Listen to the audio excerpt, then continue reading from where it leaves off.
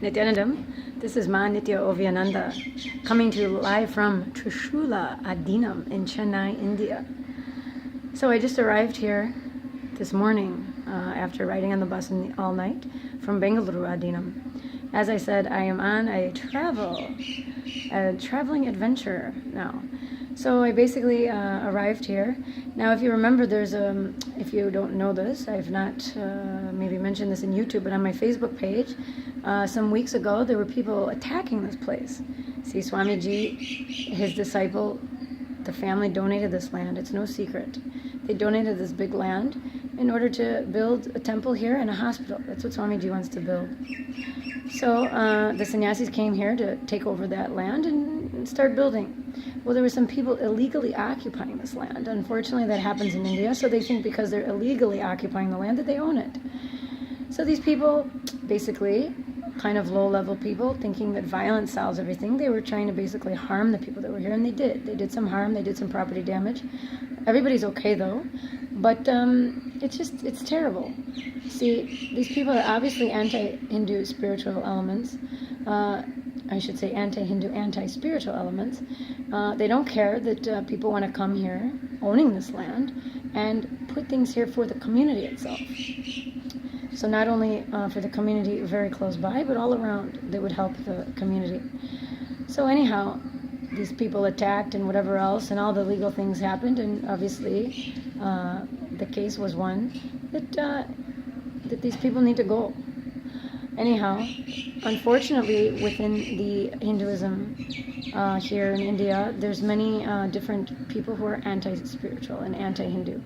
They've come from other religions and other cultures, let's say, and instead of embracing what is here existing, they want to take it over and change it. And it's obviously started, with the British days, coming here and trying to take over and giving people a bad view of what life is like in India, saying, oh, it's all poverty and poor and people this, that, this. There is basically, people have been brainwashed as to what India is about and the glory of the Vedic tradition and what was here before and what it will be returned to. Because Swamiji is reviving the beauty, the celebration, the life of the Vedic tradition. I mean, thank God it's still existing. Hinduism is still there and existing. But unfortunately, corruptedly and evilly, many of these anti-Hindu type organizations, they're basically brainwashing people, saying, oh, you're poor, you poor thing, why don't you come, get yourself converted to Christianity, and we'll feed you and give you some clothes. Well, that's not right.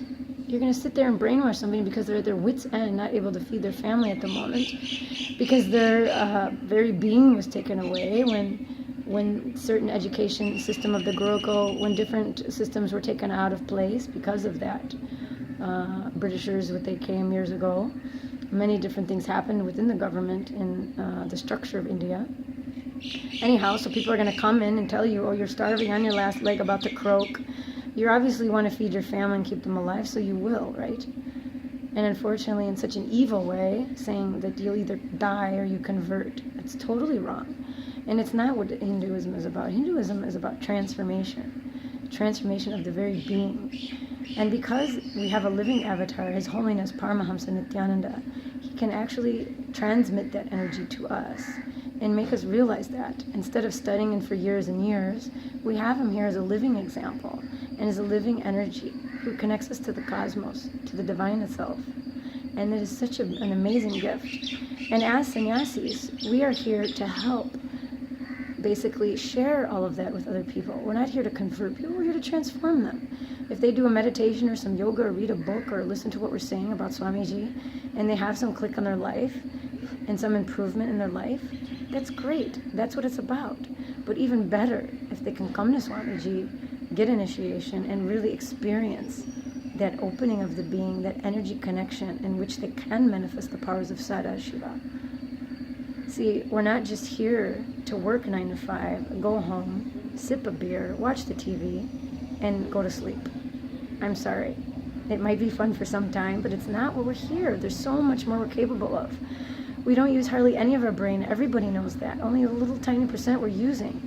But imagine if you have an enlightened being like Swamiji who actually knows the science and the process of how to open up those systems and those channels in our brain and in our being.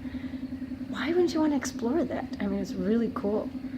And see, it's an experience for me. It's an energetic experience that I have. Even if I close my eyes right now, I can feel the energy in my system pulsating in various energy points. I could feel that it's alive in there.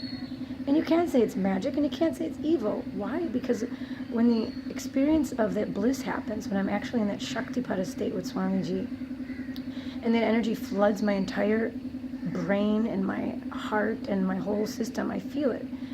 And what I actually feel is an overwhelming love and bliss. And like, nothing bothers me, and people I may have been mad at, it's like all dissolved. Nothing is there except that feeling. And that feeling of wanting to just give that love to other people, just like shoot it out with my hand or touch them or give them a hug or something. That's how I feel. Such a beautiful feeling. And why wouldn't I want to share that experience with other people? That experience that was written in the Shastras, the ancient scriptures of Hinduism. For tens of thousands of years ago, this stuff was recorded there. And we're experiencing it today. So those scriptural references are called Shastra Pramanas. And then the great masters, like Swamiji, but Swamiji we call Atma Pramana because that's his own experience. So that particular scriptures we call Atma Pramana. So he's validating what he's experienced from his own gurus, from himself, and also from those ancient scriptures. Then there's also the Apta Pramanas, which are from other masters like even Krishna, Osho, Yogananda, Sai Baba, all those guys, those great masters. They have told their beautiful stories and amazing stories about how that enlightened space they shared with their devotees, their disciples, and how they've experienced it themselves. So with that, we can validate that what we're experiencing is not just some words of some guy preaching from one book. There's millions of books in the Hindu tradition, millions. And there's millions of accounts of these amazing things happening. Because it is real. It's just not some words in a book that we blindly follow. It is a belief because it's happening inside us. It's a reality for us. And this is what Sannyasis of Nithyananda Sampradaya are doing. We're sharing that with other people. And we're making it happen. So no matter who tries to come in our way, they can't. They cannot stop Sadashiva from doing his work. And now it's come to such in this world today that the darkness is there and it needs to be lit by us, lit by what Swamiji is doing. He is the sun. We are his rays. And we're expanding out to reach other people, to reach the dark corners of the being so that he can come in and light them up. That is what we're doing. So there's nobody that can stop us. That's all. Anyhow, so being part of the Sannyasis Sampradaya is we're here for life. We're here with him. He is our guru. And we're here to help the people come to him and understand that and reach their inner being and connect with the cosmos. Thanks very much for listening.